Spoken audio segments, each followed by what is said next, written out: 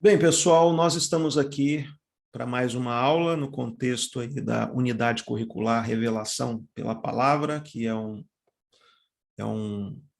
conteúdo relacionado à pós de teologia sistemática.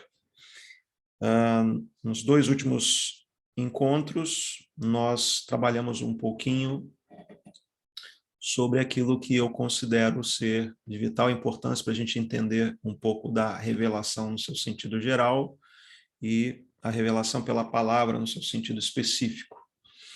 Nesse momento, nesta aula, eu gostaria de trabalhar um outro conteúdo, agora talvez um pouco mais relacionado ao âmbito da cristologia, mas eu quero colocar esse tema de modo que seja um liame entre a nossa primeira conversa, mais em torno da questão da revelação da palavra, com agora as questões próprias da cristologia. Então, quero trazer aqui uma aula que junte as duas coisas, né? Então, eu não vou sair tanto da questão da revelação, por outro lado, vou pensar isso à luz de um conteúdo que poderia ser muito bem classificado aí no âmbito da cristologia. Então, o tema da nossa aula é o logos e os sentidos possíveis do conceito palavra de Deus. Eu acho que é fundamental a gente pensar um pouquinho essa expressão, já que ela é uma expressão muito popular entre os cristãos, né? Todos nós conhecemos e falamos e interagimos um com o outro se utilizando dessa expressão, a expressão palavra de Deus, que é uma expressão que também foi pensada no contexto da teologia sistemática por vários teólogos, né? Os principais teólogos aí, que são chamados de teólogos clássicos, né? que praticamente nos legaram toda a reflexão da teologia sistemática, quase todos eles refletiram sobre essa expressão, ou esse termo, que é o termo palavra de Deus. Então, eu gostaria de trazer aqui uma reflexão especialmente amparada dentro das formulações propostas pelo Paul Tillich, na sua obra Teologia Sistemática. Então, eu quero me apropriar um pouco das suas percepções, das suas intuições, e relacionar isso com outras questões pensadas por outros teólogos. Veja, então nós queremos falar aqui sobre o conceito palavra de Deus. Bem, é importante a gente iniciar nossa conversa afirmando que, para o Paul Tillich, esse teólogo que nós estamos utilizando aqui, a doutrina da revelação foi tradicionalmente desenvolvida como uma doutrina da palavra de Deus, ou seja, é exatamente a partir da preocupação de se estabelecer uma doutrina sobre a palavra de Deus, é que toda a doutrina da revelação tradicionalmente foi desenvolvida. É exatamente isso que ele está dizendo. E isso é possível quando se identifica palavra aqui com P maiúsculo, né? Nós estamos falando da palavra de Deus, com logos, que é um outro conceito também da teologia. Entretanto, frequentemente se compreende a palavra de Deus, na perspectiva do Paul Tillich, de um modo um pouco literal ou um pouco simbólico, mas frequentemente se compreende a palavra de Deus como palavra falada ou escrita, né, a partir do qual se origina aí uma teologia da palavra falada. Então, essa chamada teologia da palavra falada, ela deriva de se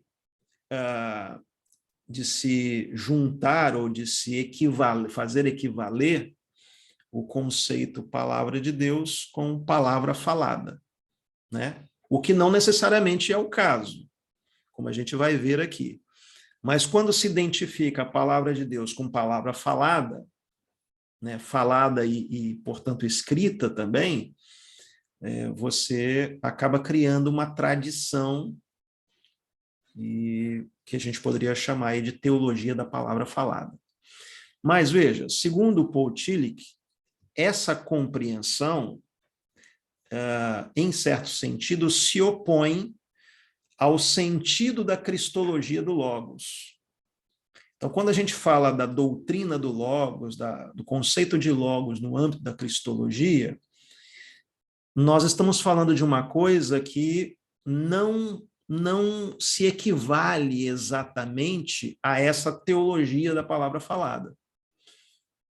Se Jesus como Cristo é chamado de Logos, então Logos designaria, né, digamos assim, uma realidade reveladora nas palavras reveladoras. Desculpa, uma realidade reveladora, não palavras reveladoras. Então, aqui, de cara, o Paul Tillich quer chamar atenção para um equívoco. Quando você pensa o Logos, na perspectiva dele, você teria que pensar o Logos como uma realidade reveladora, e não apenas como palavras reveladoras. E é claro que a gente continua aqui, então, no âmbito daquilo que a gente chamava lá nas aulas anteriores de revelação pela palavra. Por isso que eu estou dizendo que eu estou aqui na interseção entre duas sub-áreas da teologia, né? A bibliologia por um lado e a cristologia por outro. Então, eu estou fazendo trazendo essa abordagem aqui de propósito para que a gente entenda que, na verdade, essas subdivisões são apenas um modo como os teólogos se utilizam para classificar melhor, né, os seus conteúdos, mas, na verdade, nós estamos falando de uma coisa só. Então, veja, o Paul Tillich nos chama atenção para o fato de que é necessário que façamos uma distinção, quando nós nos referimos ao Logos, uma distinção do Logos como realidade reveladora, do Logos como palavra reveladora. Então, o Logos designa uma realidade reveladora, não designa apenas palavras reveladoras. Então, isso é importante para a gente entender como ele vai construir, então, o conceito de palavra de Deus. Então, tomada seriamente, a doutrina do Logos impede, na percepção do Tillich, a elaboração de uma teologia da palavra falada ou escrita, que, na percepção dele, é uma cilada protestante. Ele usa essa expressão, é uma cilada protestante você identificar uma coisa com a outra. Você identificar a doutrina do Logos com uma teologia da palavra falada, da palavra escrita, que é única e exclusivamente baseada na Bíblia.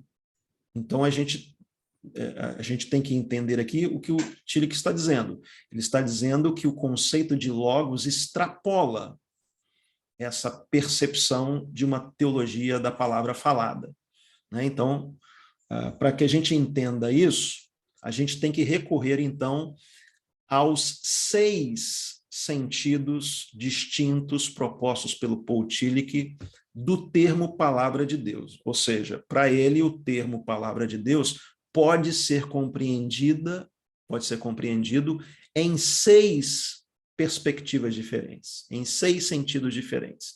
Ora, quando ele aponta para esses 6 sentidos possíveis, ele já está mostrando que o conceito palavra de Deus não pode se limitar a um desses sentidos, mas é exatamente o que, em geral, acontece.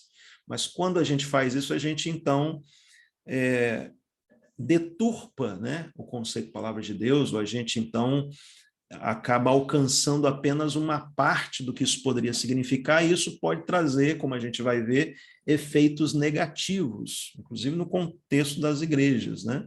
No contexto da nossa espiritualidade, enfim.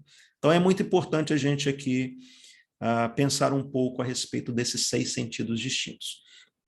Bem, eu vou aqui falar rapidamente esses 6 sentidos, vou destacar mais alguns que eu acho que são mais relevantes, mas para que você tenha uma ideia geral de todos eles, então a gente vai mencionar cada um deles aqui. Bem, vamos ao primeiro sentido, então, de palavra de Deus na perspectiva do Paul Tillich. Para ele, antes de qualquer coisa, a palavra é o princípio da automanifestação divina no próprio fundamento do ser. Expressão meio estranha, né? Não muito clara, mas o que ele está dizendo é que o caráter de Logos não é algo acrescido à vida divina. O caráter de Logos, isso que ele entende por Logos, não é algo que se possa acrescer à vida divina, mas é a própria vida divina. Ou seja, resumindo esse primeiro sentido, que eu não vou aqui detalhar muito, porque eu quero privilegiar outros aqui, mas o que ele está dizendo aqui, traduzindo em miúdos, é que Deus é um Deus que se manifesta em si mesmo. Deus é manifesto em si mesmo. É praticamente isso. Quer dizer, ele não é só manifesto a outros, mas ele é manifesto em si mesmo. Essa é a primeira coisa, e é a partir dali que ele começa a construir, então, os sentidos possíveis de palavra de Deus. Então, resumindo, de entrada, ele diz que antes de qualquer coisa, a gente precisa entender que Deus se manifesta a si mesmo. Em segundo lugar, e aí vem um segundo sentido de palavra de Deus, né? Para ele, a palavra de Deus, né, é o meio da criação,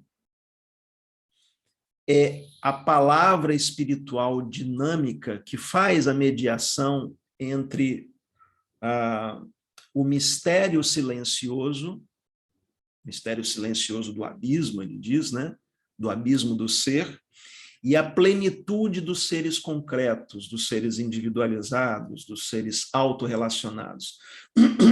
Ou seja, a criação pela palavra, aqui na visão do Tillich, se contrasta aquelas perspectivas, por exemplo, neoplatônicas da emanação. Né? Na perspectiva neoplatônica da emanação, aquilo que emana se fragmenta, né? Na emanação. É como se a gente pudesse dizer, em termos teológicos, que o Criador, na medida em que emana, na medida em que, portanto, produz os mundos, ele se fragmenta nos mundos, né? Então, a criação pela palavra, na visão do Tillich, se contrasta essa emanação em sentido neoplatônico, já que pressupõe simbolicamente tanto a liberdade da criação quanto a liberdade do Criador, né? Digamos assim.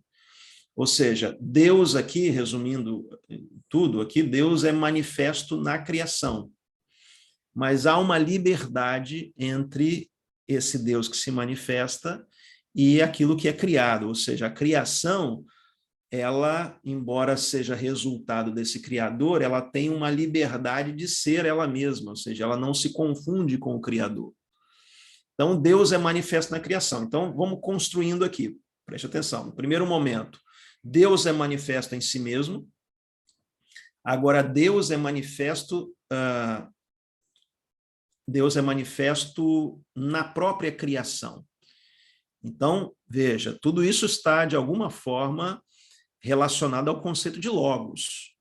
Deus se manifesta na criação, Deus se manifesta em si mesmo, digamos assim. Em terceiro lugar, para o Paul Tillich, a palavra de Deus é a manifestação da vida divina na história da revelação. Ou seja, Deus aqui é manifesto na história da revelação, e aqui a gente pode fazer uma relação, mesmo que estreita, com aquilo que a gente falava numa aula anterior, sobre a revelação na dimensão da história. Né? Então, Deus é manifesto na história da revelação. E isso, de alguma forma, também está embutido no conceito de logos. Então, já temos aqui 3 sentidos possíveis do sentido de logos.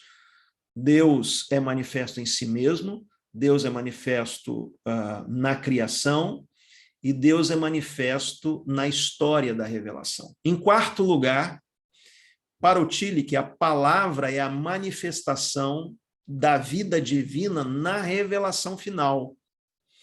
Ou seja, a palavra para ele não é a somatória das palavras de Cristo, mas é o próprio ser do Cristo. É o próprio ser do Cristo a partir do qual as palavras do Cristo e os atos de Cristo ganham expressão. Então, é muito importante aí a menção de um aluno, não me lembro agora quem, na aula anterior, que falava sobre o texto lá de João, que diz que se as palavras de Cristo fossem escritas todas num livro, não haveria um livro suficientemente grande, né, para que coubesse, então, tudo aquilo que Jesus falou. Mas aquilo que foi registrado com um objetivo específico. Ou seja, Jesus falou muito mais coisas, né, do que foi registrado ali nas Escrituras. Então, veja bem, tem um pouco a ver com isso que o Tillich está dizendo aqui. A palavra para ele, a palavra de Deus, não é a somatória das palavras de Cristo, mas é o próprio ser do Cristo. E é a partir do momento que você compreende o ser de Cristo, que então as suas palavras e os seus atos ganham expressão, né? Então aqui, por exemplo, não se poderia identificar a palavra com o discurso. Uma coisa é a palavra de Deus, outra coisa é o discurso acerca da palavra de Deus. Então, para ele, aceitar a encarnação, que é praticamente unânime entre os teólogos, significaria automaticamente compreender isso. Ou seja, aqui Deus é manifesto na revelação final, que é o próprio Cristo. Deus é manifesto na revelação final, que é o próprio Cristo. Então, vamos construir aqui aos poucos para você não se perder. Ó, em primeiro lugar, Deus é manifesto em si mesmo. Em segundo lugar, Deus é manifesto na criação. Em terceiro lugar, Deus é manifesto na história da revelação. E em quarto lugar, Deus é manifesto na revelação final, que é o próprio Cristo. Bom, e aí nós temos ainda mais dois sentidos possíveis, né? O quinto sentido tem a ver com a palavra aplicada à Bíblia. Então, o termo palavra, para ele, também é aplicado à Bíblia, como documento da revelação. Para o Tillich, no entanto, é preciso afirmar isso, se a Bíblia é chamada palavra de Deus, então torna-se quase impossível evitar a confusão teológica. Ou seja, essa identificação entre a palavra de Deus e a Bíblia acaba sugerindo, na visão dele, consequências como, por exemplo, a teoria da inspiração como ditado. A gente comentava um pouco sobre isso na aula anterior. Que é uma maneira de se entender a revelação, né? A inspiração da Bíblia como um ditado mecânico. Deus foi lá soprando, falando, frase por frase, e na medida que as pessoas os escritores iam ouvindo, como que por um processo praticamente psicográfico, né, ou psicografado, eles foram anotando exatamente aquilo que Deus falava. Então, esse é um conceito equivocado de revelação, mas que acaba ganhando expressão quando você identifica a palavra de Deus com a Bíblia. Quando você faz essa identificação muito estreita entre uma coisa e outra, né? Então, para ele, essa identificação sugere, como consequência, por exemplo, essas teorias da inspiração como ditado, também sugere uma certa desonestidade no estudo da Bíblia, no estudo do texto, né? E acaba nos levando para compreensões sobre a infalibilidade do texto que não condizem com a realidade, sobretudo quando a gente considera o avanço dos estudos bíblicos, pelo menos do século XVIII para cá, né? Então, para o Tillich, nada contribuiu mais para a interpretação equivocada da doutrina bíblica, da palavra de Deus, do que essa identificação da palavra com a Bíblia. Então, veja, aqui em quinto lugar, a gente poderia dizer, Deus é manifesto na Bíblia. Mas olha o que nós já vimos para trás. Ele é manifesto só na Bíblia? O Logos não tem a ver só com a Bíblia. O Logos tem a ver com a revelação de Deus em si mesmo, na criação, na história da revelação, né? Na revelação final, que é o próprio Cristo, e também na Bíblia. Mas a gente não pode identificar, na perspectiva do Paul Tillich, a palavra de Deus com a Bíblia. Entende? Então, é muito mais do que a Bíblia. E em sexto e último lugar, para completar aqui a formulação do Tillich, ele diz que a palavra de Deus também é o nome que se dá à mensagem da igreja que é proclamada na pregação e no ensino, por meio da pregação e do ensino. Quer dizer, essa mensagem que a igreja traz para o mundo também é chamada de palavra, nesse sentido aí da palavra com letra maiúscula, né? A palavra de Deus. Mas quando se identifica a palavra com a pregação da igreja, por exemplo, ela poderia ser o sinônimo de palavras, na visão do Tillich, e não a palavra. Olha só, nesse sentido, a pregação, como palavras, acaba se tornando a mera fala humana que é carente, né? Precisa da manifestação divina. Então, não necessariamente as palavras humanas já são eivadas da manifestação divina, né? Isso não está necessariamente colocado, e é por isso, então, que o Tillich vai dizer que as palavras humanas podem ou não se tornar palavra. Veja, ele está dizendo que a palavra também pode ser identificada com a mensagem que é pregada e ensinada no contexto das igrejas. E ele está dizendo, então, que a gente tem que fazer uma distinção. Essa mensagem, ela tem muito mais a ver com palavras humanas, e não necessariamente a palavra. Essas palavras humanas podem se identificar com a palavra, em sentido geral, mas podem também não se identificar. Né? E para ele, elas se tornam, as palavras humanas se tornam a palavra de Deus a partir de 4 fatores. Né? Por exemplo, para ele, a palavra de Deus depende do sentido das palavras que são usadas na pregação e também depende do poder com que essas palavras são pronunciadas. Então, para que as palavras humanas sejam ou se identifiquem com a palavra de Deus, isso vai depender do modo como elas são pronunciadas, né? O poder com que elas são pronunciadas e também o sentido das palavras da pregação. A gente pode estar correto ou equivocado, né? Também depende da compreensão do ouvinte e da recepção existencial do seu conteúdo. Olha que interessante aqui, ó. Para que as palavras humanas se tornem palavra de Deus, isso depende não só do pregador, não só do sentido e do poder com que esse pregador pronuncia essas palavras, mas depende também da compreensão do ouvinte. Depende da recepção existencial do conteúdo dessa mensagem. Porque se ele não recebeu bem, se ele não entendeu, então você não tem ali a ideia de palavras humanas se convertendo em palavras de Deus. Né? Também depende do pregador e depende do ouvinte numa correlação, ou seja, tanto depende do modo como o pregador coloca a questão, como também depende do modo como o ouvinte se coloca diante disso. O ouvinte também tem uma importância grande na construção de palavras humanas que se tornam palavra de Deus. Né? Aquela ideia também, por exemplo, de que na multidão dos conselheiros há segurança, né? Há sabedoria, enfim.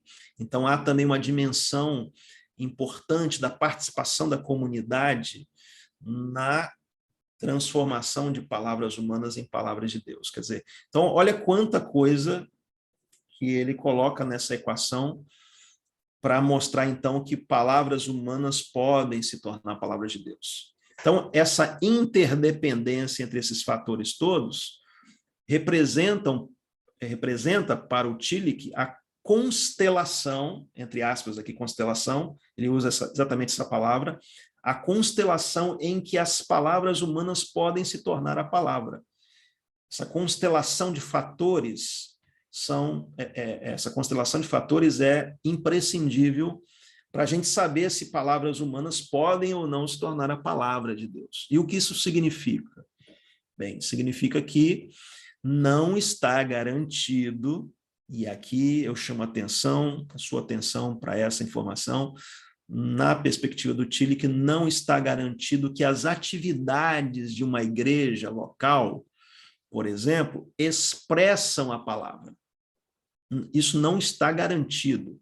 O ministro, né, seja ele o pastor, o pregador, enfim, o professor, não deveria, portanto, reivindicar a palavra como uma expressão exata das suas palavras. Ele diz que, no máximo, esse ministro deve manifestar a sua intenção de pronunciar a palavra quando prega. Né? Ele, no máximo, pode dizer, olha, eu pretendo que as minhas palavras se tornem a palavra de Deus. Mas isso não está garantido. Ele também, o pregador, o ministro, né, não deveria reivindicar que ele já tenha proclamado essa palavra, a palavra de Deus no passado, ou que ele será capaz de proclamá-la no futuro, já que ele não tem controle sobre a constelação revelatória que depende, inclusive, do outro. Entende o que ele está dizendo? Ele está dizendo que nós não podemos, nós como ministros, como pastores, como pregadores, não poderíamos garantir que sempre que estamos falando é a palavra de Deus que está ali. Por quê? Porque para que essas minhas palavras se tornem a palavra de Deus, há uma constelação de fatores que ele chama de constelação revelatória, que inclui, inclusive, como a gente viu, fatores que estão relacionados ao ouvinte e não apenas a quem está pronunciando as palavras. Então, não está totalmente na minha mão essa combinação de fatores, essa constelação revelatória. Então, eu não tenho controle sobre isso. Então, eu não posso garantir que sempre que eu vá falar, as minhas palavras automaticamente se transformam na palavra de Deus, porque para que isso acontecesse, depende de fatores que não estão na minha mão. Então, para o Tillich, um ministro poderia proclamar meras palavras, ainda que estejam corretas teologicamente, e poderia proclamar a palavra. Deixa eu colocar de um jeito que você entenda melhor. O que ele está dizendo é o seguinte: um ministro pode proclamar palavras, meras palavras, palavras humanas, e que não sejam, ou que não se tornem a palavra de Deus, ainda que estejam corretas do ponto de vista teológico. Então, palavras humanas podem estar corretas teologicamente e mesmo assim não se converter na palavra de Deus. Por outro lado, esse mesmo ministro poderia proclamar a palavra de Deus ainda que as formulações não sejam teologicamente corretas. Olha que interessante isso. Então, finalmente, né, a gente poderia dizer que esse mediador da revelação, né, o ministro, o pregador, enfim, não necessariamente precisa ser um pregador, não necessariamente precisa ser um mestre religioso, não necessariamente precisa ser um teólogo, na opinião dele, para que seja um mediador da palavra, porque não está totalmente no controle dele. Mas poderia ser qualquer pessoa, por exemplo, com quem nós nos encontramos e cujas palavras, né, se tornam para nós uma constelação especial. Então, Deus é manifesto aqui nas palavras da igreja e de seus membros. Então, veja, para você não se perder aqui, o que nós falamos aqui? Quais são os sentidos possíveis do termo palavra de Deus para o Paul Tillich? Bem, primeiro, Deus é manifesto em si mesmo. Segundo, Deus é manifesto na criação. Terceiro, Deus é manifesto na história da revelação. Quarto, Deus é manifesto na revelação final, ou seja, Cristo. 5, Deus é manifesto na Bíblia. E 6, finalmente, Deus é manifesto nas palavras da igreja e nas palavras dos seus membros. Então, para Tillich, isso que nós poderíamos chamar de Deus manifesto, né, é um ser que reúne os vários e distintos sentidos do termo palavra. Em resumo, portanto, esse Deus manifesto é manifesto em si mesmo, como eu disse, é manifesto na criação, na história da revelação, na revelação final, na Bíblia e nas palavras da igreja e dos seus membros. Deus manifesto, este é o significado do símbolo palavra de Deus. Então, palavra de Deus, para ele, é um termo que compreende todas essas, pelo menos esses 6 sentidos que nós expressamos aqui. Bem, então, nós temos aqui um conceito bem amplo de palavra de Deus, que se fosse levado a sério, teria que nos fazer reformular muito da nossa fala no dia a dia, no contexto das igrejas, já que normalmente as pessoas tendem a identificar a palavra de Deus com um desses elementos, que é geralmente a própria Bíblia, né? Mas percebam que ele está trazendo a ideia de logos para iluminar esse conceito de palavra de Deus. Então, para ele, nós não podemos construir um conceito de palavra de Deus de forma justa, sem levar em conta a amplitude do conceito de logos, que é um conceito trabalhado muito fortemente no contexto da cristologia. Bem, de modo geral, então, eu gostaria de trazer essa reflexão para mostrar para vocês, né, a amplitude desse conceito e que essa reflexão nos faça pensar um pouco mais. Então, quando você ouve um teólogo dizendo que a Bíblia não é a palavra de Deus, eu dei uma aguinha aqui. Quando você ouve um teólogo dizendo que a Bíblia não é a palavra de Deus, antes de você concluir que ele é um teólogo liberal, sei lá, qualquer coisa assim, tente entender por que ele está falando isso, qual é o contexto. Porque, por exemplo, o Tillich não usou essa expressão, mas ele praticamente está dizendo aqui que a Bíblia não é a palavra de Deus. Ele está diminuindo a Bíblia? Não. Ele está ampliando o conceito de palavra de Deus. Quer dizer, a Bíblia também faz parte, mas eu não posso identificar a Bíblia com esse conceito, porque esse conceito é mais amplo. Ele é um conceito que leva em conta o conceito de logos. Ele está, digamos, numa parceria ali com o conceito de logos. Então, a palavra não pode ser vista, por exemplo, desconectada da própria figura de Cristo. Né? Cristo, de alguma forma, ele está implicado no conceito de palavra de Deus. Então, a gente precisa considerar que nós estamos falando de um conceito mais amplo, né?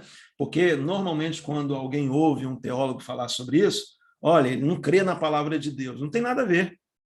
Você tem que entender o contexto a partir do qual aquele teólogo está falando aquilo que está falando. Quer dizer, depois que você ouviu o que eu acabei de dizer, não parece tão grave a expressão a Bíblia não é a palavra de Deus. Porque isso não significaria dizer que a Bíblia não tem validade, não, mas que o conceito palavra de Deus é mais amplo do que a Bíblia é. A Bíblia é uma parte dessa revelação ao lado de outras tantas que perfazem aí, digamos assim, esse jeito de se revelar de Deus, esse Deus manifesto, entre aspas, que é a expressão que o Paul Tillich usa, né? Bem, então acho que basicamente é isso. Como eu disse, essa aula vai ser um pouquinho mais curta, né, em função aqui do nosso tempo, e eu fico à disposição de perguntas.